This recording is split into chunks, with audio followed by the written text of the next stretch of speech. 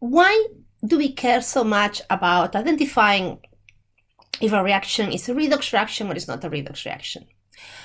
Well, because when a reaction is redox, there is a flow of electrons from one of the chemicals to the other. The one oxidizing loses electron, the one reducing gains electrons. And you can channel that loss of electrons through wires and get electrical work.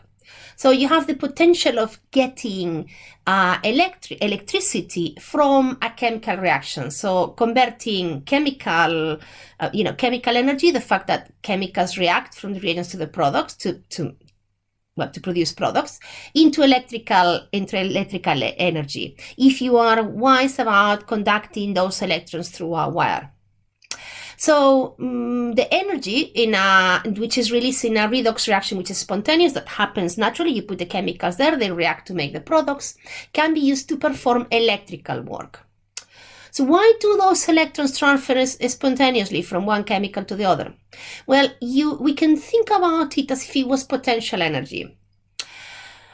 When you have a waterfall, and you have the water at the top of the waterfall and the water below in the stream or the lake, the water has a difference in potential energy from the top of the waterfall to the water at the bottom in the stream or lake where it's falling. And you can harness that potential energy and to produce, for example, mechanical work or electrical work too. Well, that's what you do with in a redox reaction, with a spontaneous redox reaction. You can harness that spontaneous transfer of electrons from one chemical to another chemical to produce electrical work. All this branch of chemistry that deals with electrons, potential energy, the potential of a redox reaction to produce electricity, etc., it is called electrochemistry. And I've put as one of the resources for these videos a great video, which is also linked on these slides, a 9-minute video in which talks about some key concepts about electrochemistry, which some of them will be roughly covered in the next slides, but that I think would be a great resource for you as a background reading. So in the same way that water in a waterfall falls from the top of the waterfall to the water body below, because there's a difference in the potential energy of the water at the top and at the bottom of the waterfall, you have a difference in potential energy of the electrons between the anode, where the electrons are, where the oxidation takes place, to the cathode of your battery, where the reduction takes place. So electrons are lost in the oxidation process, are gained in the reduction process. Oxidation in a battery happens in what we call the anode, and reduction happens in a battery in what we call the cathode. And there is a flow of electrons between where the oxidation takes place, the anode, to where the reduction takes place, the cathode. And the difference between the potential energy of those two is what we call electromotive force. And you will see it written as EMF, electromotive force, and sometimes you will see it written as E. And for that process to happen spontaneously in a battery, this electrode potential or this electromotive force needs to be a positive number. So this is an example of a redox reaction that is happening. You've got on the right hand side, you've got an electrode of copper, and you've got copper ions in solution, copper 2 plus ions, and the electrons are flowing into that solution from the other side, and those electrons are reacting with the copper 2 plus to become copper, which gets attached to that electrode. So there is a gain of electrons in that reaction from copper 2 plus to copper. This is the reduction reaction, and this is the cathode. So where do those electrons come? Well, they come from the other side of the reaction. This is what happens to the zinc. You've got an electrode of zinc, and the zinc is reacting to produce zinc 2 plus, and as you can see, the arrow comes out is this that comes off of the solid and becomes zinc 2 plus ions. So that zinc is losing electrons, 2 electrons, and that's an oxidation. The zinc is undergoing an oxidation, and this is your anode. So the electrons lost by the zinc are gained by the copper 2 plus. The electrons flow from the zinc to the copper 2 plus. They flow from the anode to the cathode. And how do they flow? Well, actually, you have the two solutions put together, and this is called a salt bridge. Connected, not put together. And that's something that allows ions to flow, positive and negative. But what it does not allow is electrons to flow. The electrons do not flow in the solution from the oxidation to the reaction process. They go through wires. And this is what this bit is trying to represent. The electrons, actually, I don't know where to put the arrow. The electrons flow this way from where the zinc is to where the copper is. So you have the two solutions that are reacting, and the electrons do not go through the solution, they go through the wires. And in the process of going from the anode to the cathode, they are producing electricity. Specifically, they are producing 1.10 volts. And that's how you can harness that potential energy of the electrons, by making them go through wires. So they produce electrical work in the process, and you can get electrical work out of it. So how do you measure how much electricity you can get from different chemicals? Like from a substance undergoing a reduction. Well, you cannot measure them.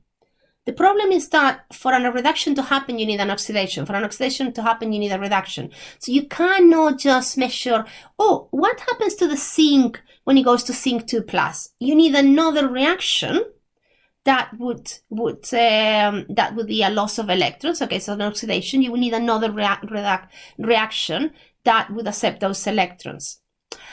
So to measure the standard electrode potential of any chemical you can think of, or what would happen when that chemical reacts and liberates a particular product, you need to compare it to something, and you need to set up a cell and a battery against something. And what you use is what we call the standard hydrogen electrode. So you compare all the reactions, you set up a battery in which all the reactions are measured against the reaction of 2 hydrogen ions absorb 2 electrons to produce the hydrogen gas. And we give that value, we assign that value, the value 0. So that reaction has a standard electrode potential by definition of 0. So then you set up different batteries of that reaction in one side and the other chemical that you're measuring on the other side, and you see what's the change in the electrode potential of that half reaction you are measuring. So that's what we call the reference electrode, and the standard hydrogen electrode potential is our reference, and we assign the value 0. So all the other half reactions are measured against this one.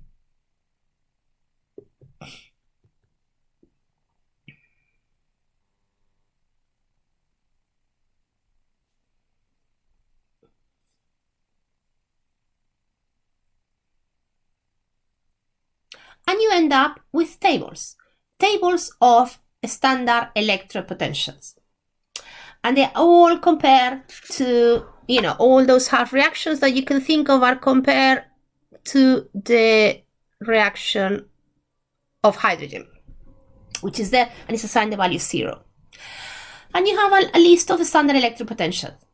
They are all given as reduction reactions. So they are all written as, for example, if you look at this first one, Lithium plus 1 electron produces lithium solid, and that has a standard electrode potential of minus 3.04 volts.